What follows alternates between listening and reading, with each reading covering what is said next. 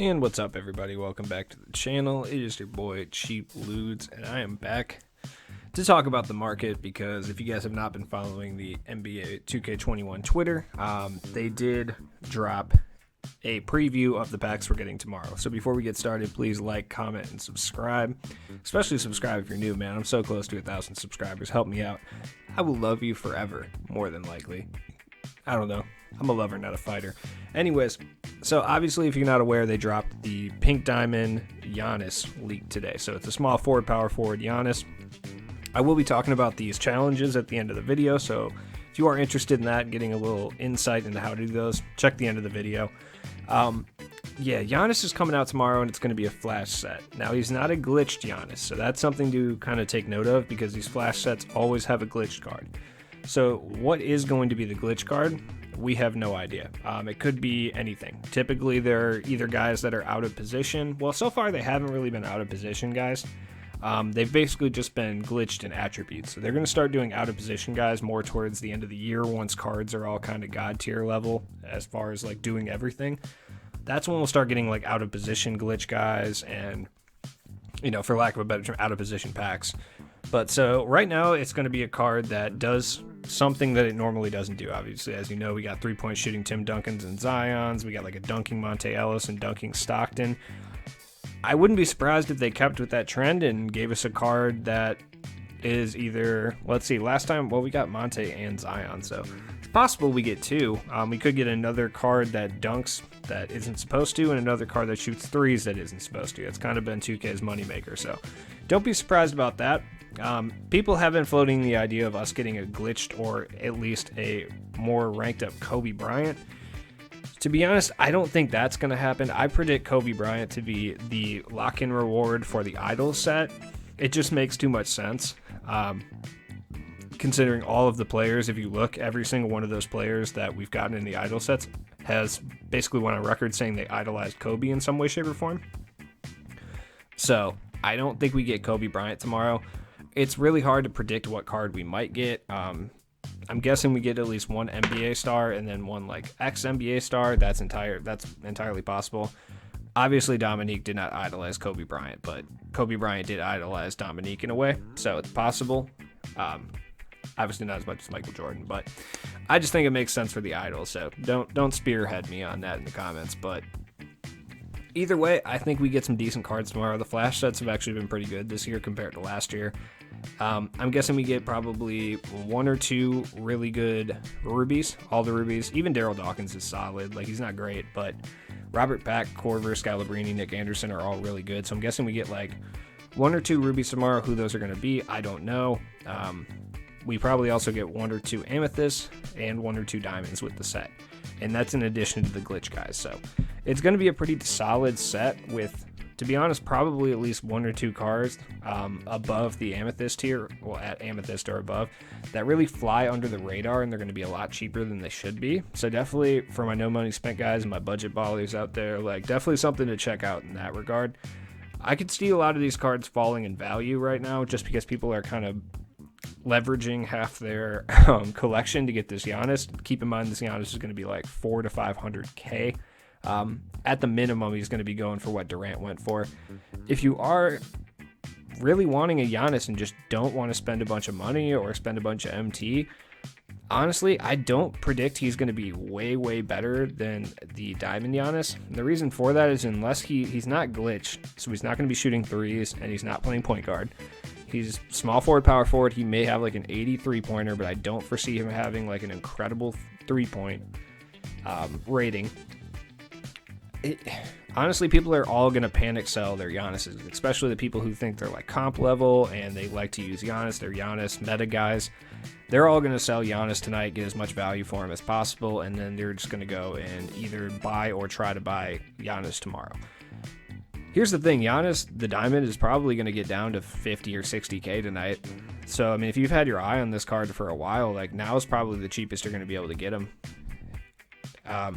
If you're in a snipe type of mood, I could foresee this happening for sure. I could see you getting him for like 53K and then everyone's going to try to buy Giannis tomorrow, either not draw him in packs or realize he's way too expensive, and then they're going to just retreat back and try to get the Diamond Giannis that they sold the day prior back and have to pay $30,000 more MT.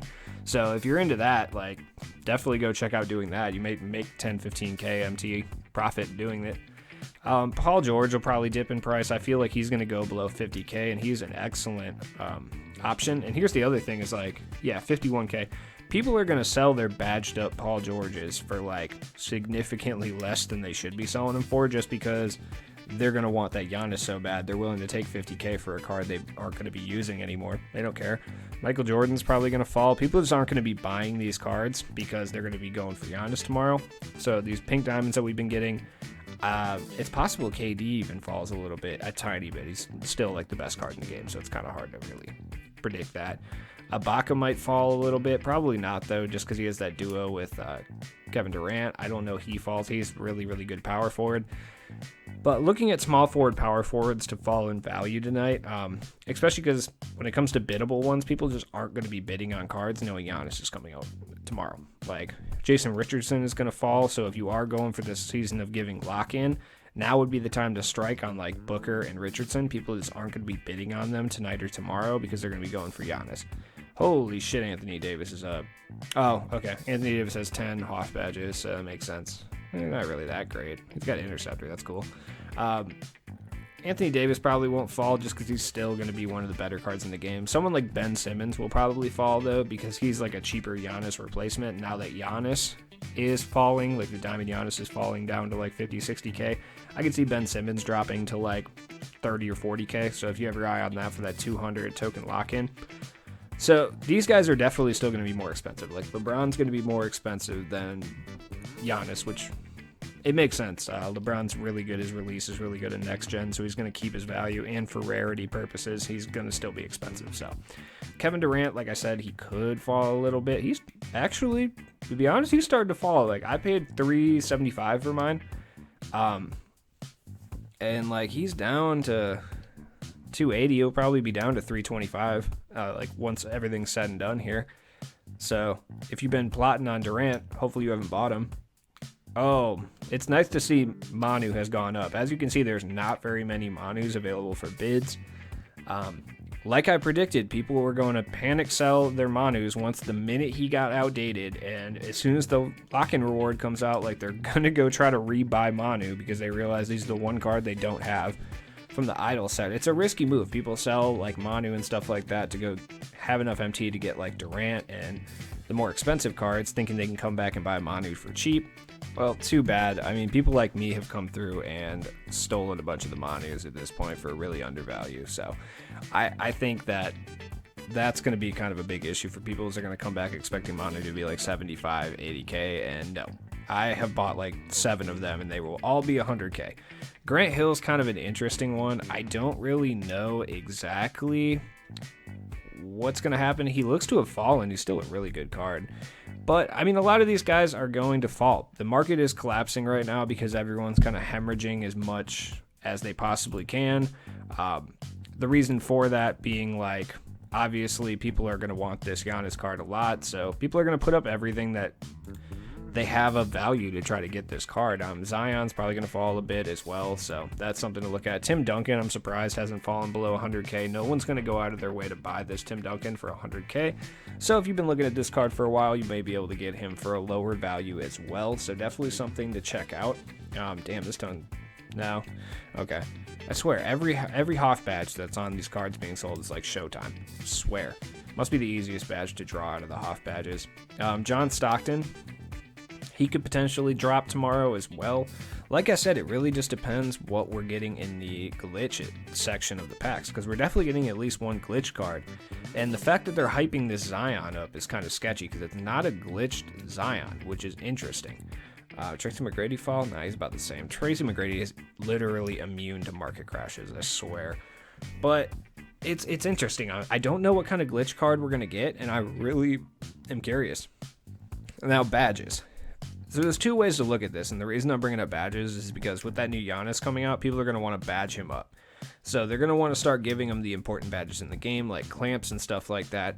There's two real ways to look at it. You could sell a clamps badge now, guaranteed for 25k profit, because people are buying badges right now, anticipating badging Giannis up. But it's a risk. You could get the guaranteed money now and get a guaranteed 25k by getting selling defensive leader, selling clamps, etc. Or you can wait for the card to come out and it to go up on the database sites, and you could make plays based on what the card doesn't have. Like, chances are he's going to have Intimidator, so there's no reason to really do that. Shooting badges are kind of your best bet here. Like, badges like Catch and Shoot are already way up in value than they were before, because people are anticipating putting this badge onto Giannis. So thinking of shooting badges is kind of where you need to put your headspace at when it comes to selling these badges. Like, he might have some level of Catch and Shoot. I'm sure he probably does, but it's not a bad idea to sell them now because I don't think they're going to be as valuable tomorrow. But things like Corner Specialist, I think he has defensively. He's going to have defensive leader and some level of clamps at this point. In my opinion, I think he's going to have an 80 overall 3-pointer and probably bronze range extender. Possibly you're going to be able to upgrade it. No, you definitely will, dude. So things like difficult shots, maybe. Giannis being a really ball-dominant player, it could be very good to have some difficult shots out there, so it's not a bad idea to maybe grab a couple at 3K. Possibly he doesn't have difficult shots. I'm not going to sit here and tell you you're guaranteed to make your profit. I'm just trying to provide you with some sort of issue. I'm just providing different ways to make MT. That's all I'm doing here. So this isn't a Ruby Clay situation, all right? I promise. I swear that was going to pan out. I swear I thought that. So I still have 15. Range extender is a tricky one because we don't know what's going to be going on with this Giannis. Now, conventional logic would say that they're not going to destroy their own game by putting out a Giannis with gold range, especially with the fact that they have a whole market of badge upgrades. So it's tricky.